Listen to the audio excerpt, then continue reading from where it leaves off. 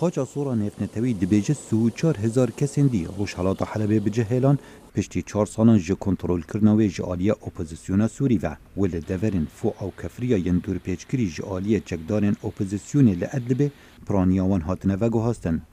دگل بداوی هاتنا و کشان سویلان و شروان جاروش حالاتا حلبه سرکرداتیا لشکری حکومت سوریه ده بیان نامه که دا کنترول کرنا توایا باجر حلبه راگهاند و به سرکفتنک استراتیجی یا هزن رژیم و حوال بندن و روسیا و ایران ناف کرد. هفدم دگل پیشوچون میدان شری جواتا اولکاریا نتوین یک گرتی برنویسا بریاره که پسند کر بو پیکینانا دسته که سربخو بوله کولینه لسر تاوان شر 6 سالان لسوریه.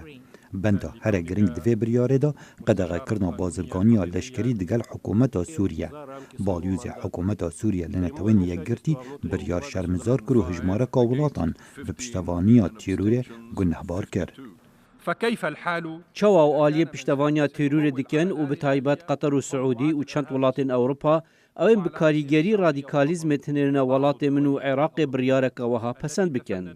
برنویسا بریار چندین جاران جالی سکرتیر گشتی نتوین یگرتی بان کیمون و آجانس ماف مرووای نتوین یگرتی پیشکش جوات اولکاری هاتبون کرن بو وگهاستنا وی کیسه بو دادگاه تاوان نف نتوی. بالیو زاولات یگرتیان امریکا لنتوین یگرتی اف بریاره بگرنگ دبیند.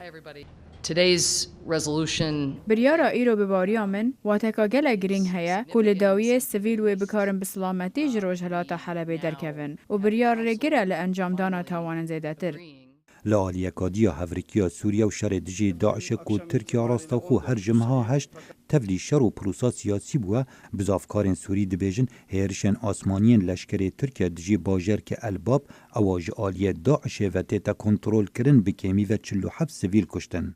کمبونا سه آلیا موسکو یا ایران و روسیا و ترکیه و بلگناما ناسیار براگهاندنا موسکو ریکفتنا بو بداوی اینانا شر سوریا و گوهاستنا سیاسی بریا دانستاندنان. ولی همان دم دا نونر تایبت یعنی توین اگرت استیفان دی مستورا پشراز دکت که دانستاندنین آشتی ویل هشتی ماه شبات دست پی بکن. هبونا دو پروسین آشتی بو شر سوریا نیشان لسر جدابری و اجندین آلیم پیواندی دا که پیناچت آرامی لسوریا لدمکی نزیک بیتا خویا کرن. خالد فتاح دنگ امریکا